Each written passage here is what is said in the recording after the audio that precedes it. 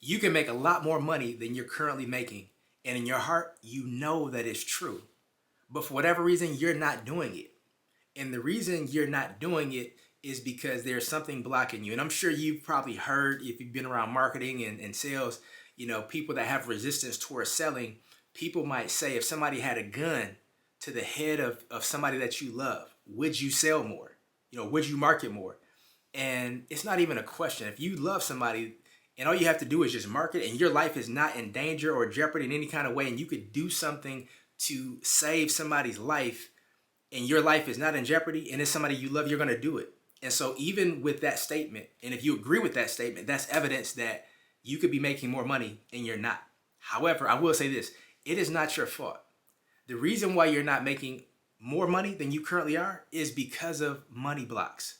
And without going into too much detail, I want to share with you 4 habits to truly remove the money blocks that are, not even could be, but that are keeping you from the next level of finances that maybe you desire, maybe you even deserve, but a part of you don't even see that it's even possible for you. So I want to share these 4 habits that if you do these 4 things, it will not only increase your income, but it will also up level every area and aspect of your life and even the people around him. And I know that's a bold statement, but challenge me on it. So the first habit that's really important for any of us to change is our language. Like, we don't really understand how much our language influences our thoughts, and our thoughts influences our actions, and our actions influence, the things that we say, and it becomes a cycle. But so much starts with language. You think about this, even when we think about movies, there's so many programming that's taking place in movies. What do we call people that are really, really wealthy? We call them filthy rich. Now, I don't know where you're from, but filthy is not a positive term. Filthy is something like that's dirty, nasty, something that we don't want. And so even when we talk about somebody being filthy rich, that is communicating to our unconscious mind that that's something that we don't want. We don't want that because of how we even speak of it when we're referring to somebody else who has it. And sometimes, it's not about what you say, but it's how you say it. And so often we use a tone that's almost, demeaning, if you will. So it's almost like we demean and we demonize people that actually have wealth because of how we even speak about them. But I'll say this, sometimes we don't even go to that extent. There could be something that we want to buy and we say, I can't afford it. When you think about that, even saying I can't afford it, when you say I can't afford it, your unconscious mind stops looking for ways for you to be able to afford it. Because when you say I can't afford it, your unconscious mind immediately shuts down and disagrees with you because it's a slave to whatever you tell it to do. And so when you say I can't afford it, then it cuts off all creativity and all possibility of you being able to afford it. So I want to challenge you and cause you to just pay attention to your language. And so instead of saying I can't afford it, if you feel like it's something that's overpriced, say this is overpriced. Because here's the difference. When you say I can't afford it, that means that there is a limitation in the financial accessibility that you have.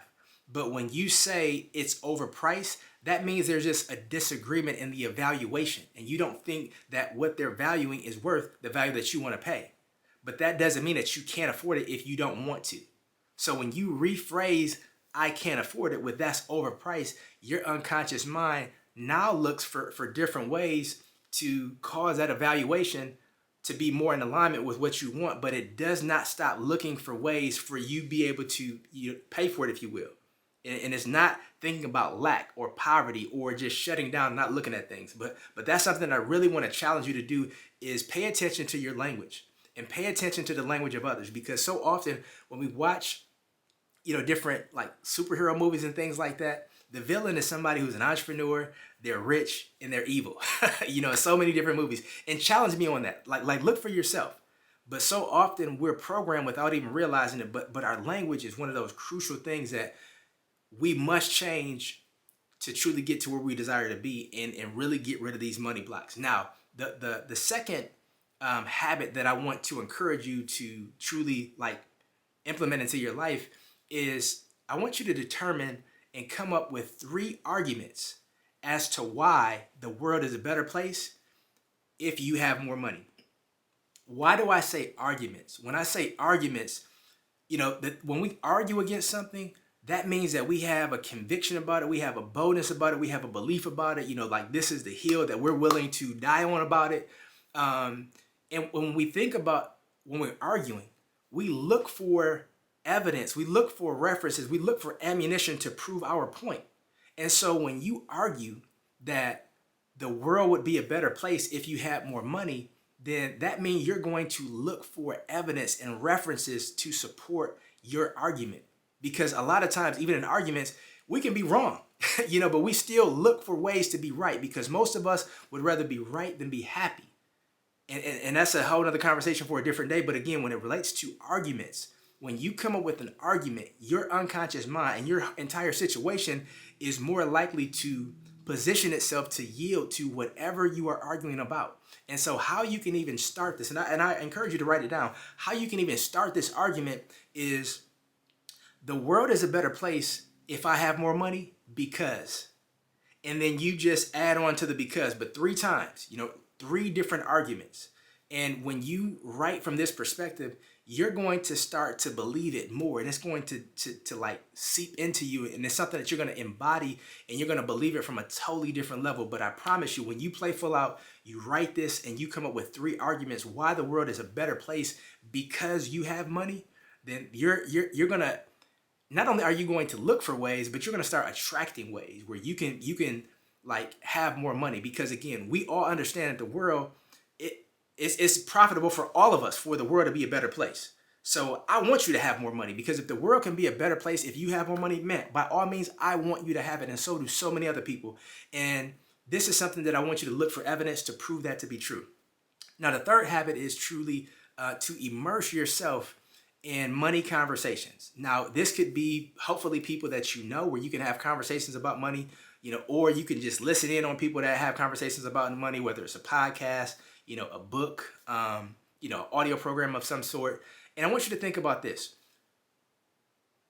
When it comes to cold water, when you just immerse yourself in cold water and you don't just tiptoe in it, after a while, it's not as cold as it was when you just initially just dip your toe in it or dip your finger in it or just get a little ways in. But when you just fully immerse yourself in it, then you start to just adjust to the water, and your body starts to adjust to the water. And it's the same thing with money. Money is such a taboo topic, especially when it comes to certain families, certain situations and certain settings. And when you just immerse yourself in the conversations, it starts to become more normal.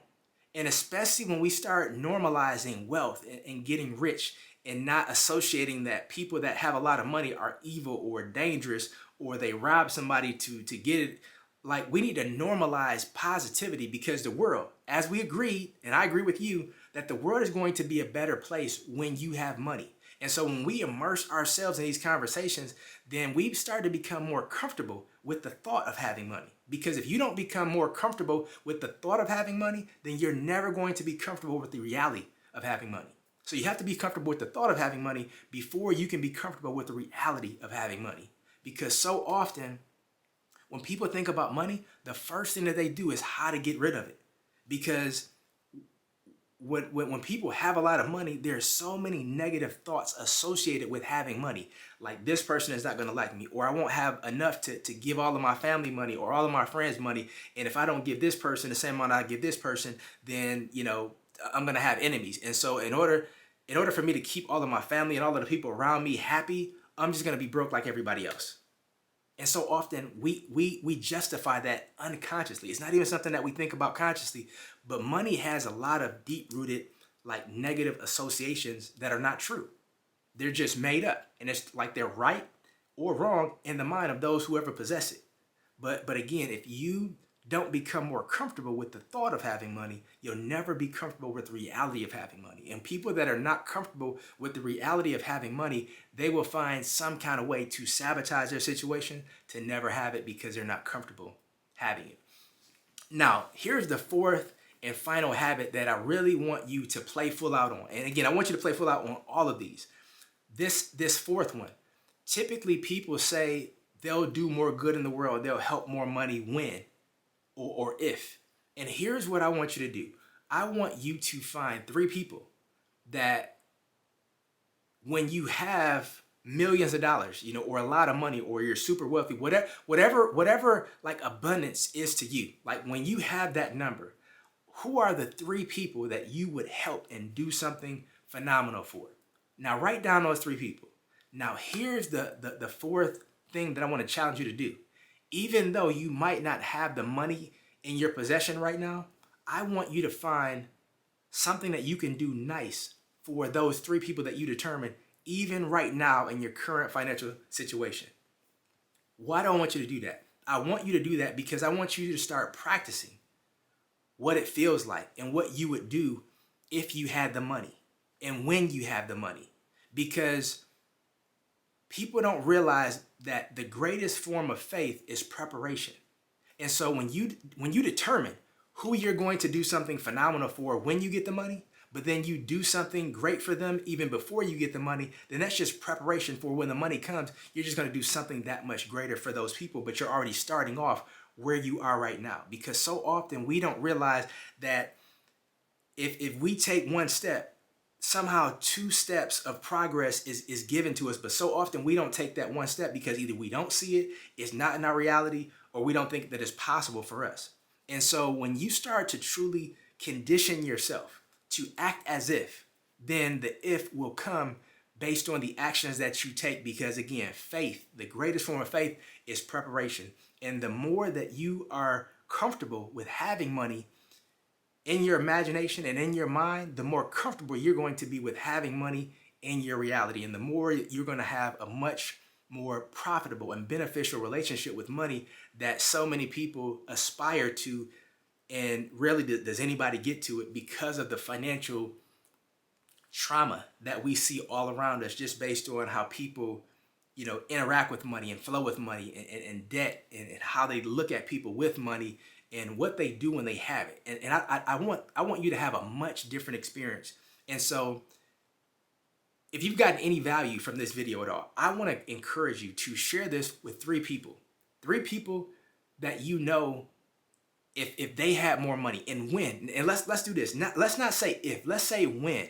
Because I'm determining that you are going to have more money regardless of how much money you have right now, because you and I both are on the same page. We want this world to be a better place. And I agreed that the world is going to be better based on that second habit of you having more money, because the world's going to be a better place if you have more money. Because so again, make sure that you determine what those 3 arguments are, and share this video with 3 other people who you think can benefit from these 4 habits to truly unlock the money blocks that could be blocking them, so that they can do more good in the world. You guys can do more good together, and we can actually experience a level of happiness and joy that our world is in desperate need of.